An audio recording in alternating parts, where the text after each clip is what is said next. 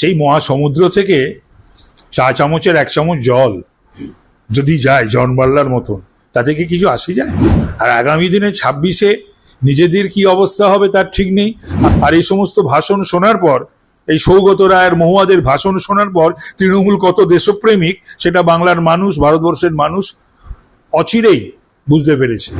তথাপি আমি বলবো যে দল নিশ্চিতভাবে, আমাদের দল একটা অত্যন্ত সুশৃঙ্খল দল, এই ধরনের বক্তব্যকে অ্যাপ্রুভ করে না।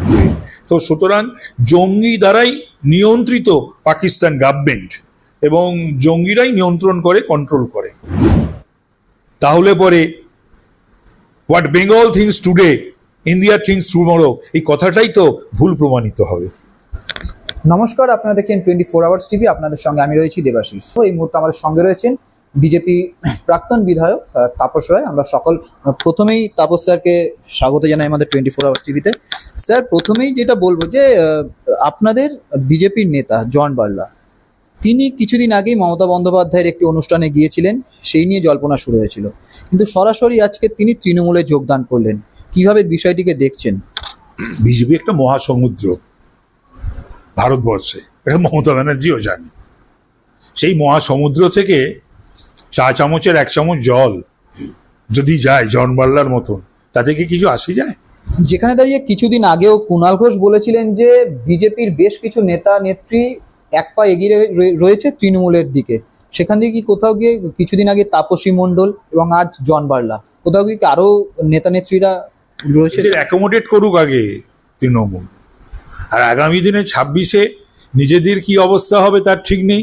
আর কুণালের কথা আমার যখন মনে হয় যে সেই সময় উস্কো খুস্কো চুল, এক গাড়ি এক গাল দাড়ি, সেটা নিয়ে যখন ও কলকাতা পুলিশের ওই ভ্যান চাপড়াচ্ছে, চিৎকার করে বলছে যে মুখ্য বেনিফিশিয়ারি ওই সারদার মমতা ব্যানার্জি, এবং সত্যি কথা ওর জীবন থেকে, আমি ছোটবেলা থেকে চিনি তো ওকে, ওর জীবন থেকে প্রায় 3.5 বছর এই মমতা ব্যানার্জি বা তার পুলিশ বা তৃণমূল কেড়ে নিয়েছিল, তখন ওর জন্য সত্যি আমার করুণা হয়।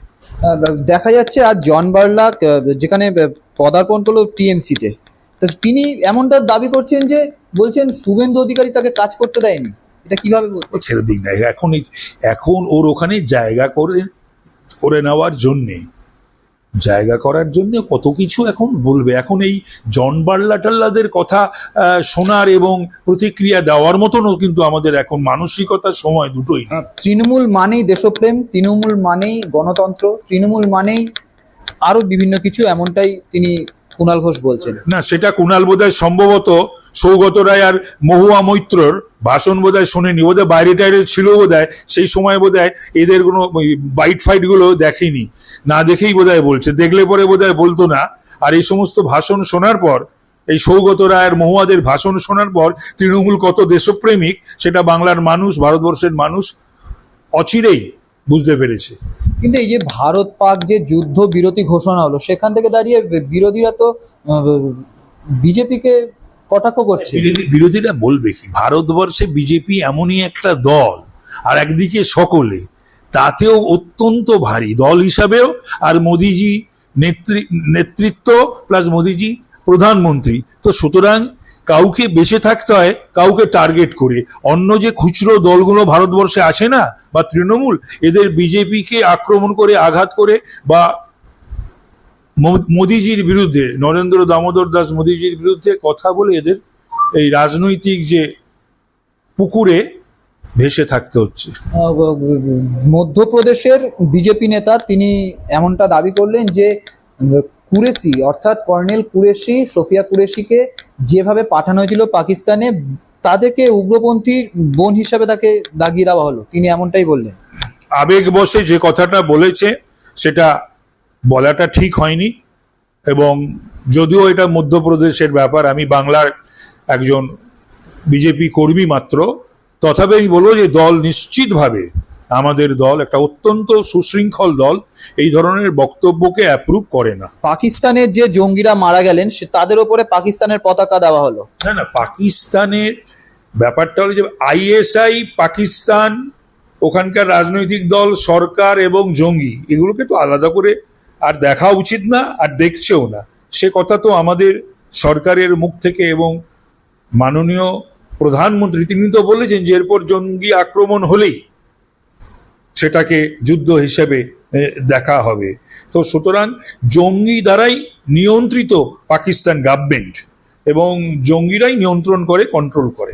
বিহারের যে নির্বাচন, বিহারের নির্বাচনের পরেও বাংলার যে 2026-এর নির্বাচন, যেখানে দাঁড়িয়ে বিজেপি বারবার বলছে যে বাংলা দখল করবে, বিজেপি আগে বিহার জিতুক তারপরে বাংলা দখল করবে, আর বাংলা এইবারে 2026-এ চতুর্থবারের মতো তৃণমূলই সরকার করবে, এমনটাই কুণাল ঘোষ দাবি করছে। কুণাল আসলে সাংবাদিক ছিল, কুণাল তো সেই হিসাবে রাজনৈতিক কর্মী নয়।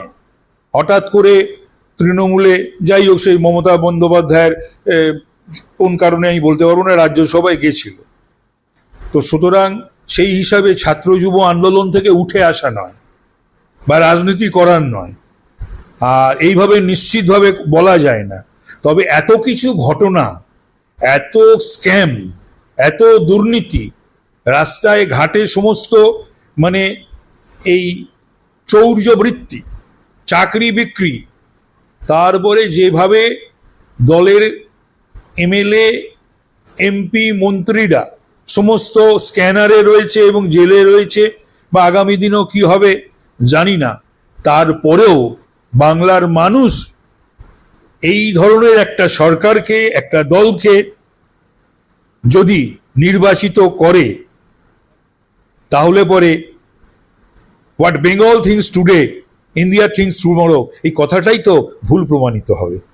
তিনি দাবি করছেন যে রাজ্য যেই প্রাপ্য টাকাটা কেন্দ্র সরকার থেকে পাওয়ার কথা সেটা কেন্দ্র দিচ্ছে না। ওই তো হিসেব দিক, অর্থ নিক।